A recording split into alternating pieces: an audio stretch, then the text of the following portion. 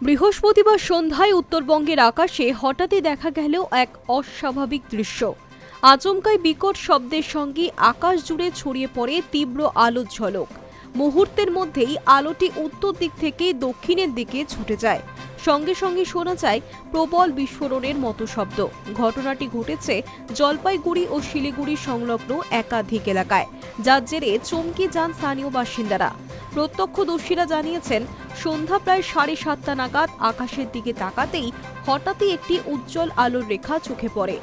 সেই আলো গতিতে এগিয়ে গিয়ে আকাশেই মিলিয়ে যায়।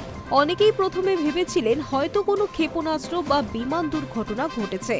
আবারও কারোর মনে হয়েছে এটি কোনো বড় ধরনের বিস্ফোরণের ঘটনা।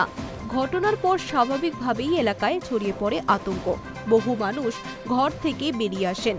অনেকেই অধীর আগ্রহে আকাশের দিকে এক দৃষ্টিতে তাকিয়ে থাকেন।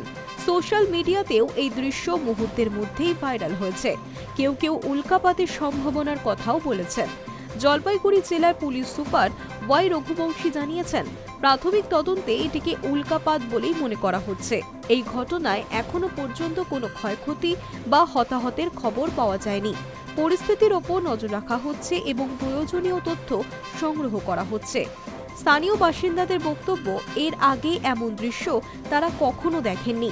আকাশে আলোর এমন ছুটে চলা আর সেই সঙ্গে বিকট শব্দ, সব মিলিয়ে বিষয়টি তাদের কাছে অত্যন্ত রহস্যজনকই লেগেছে।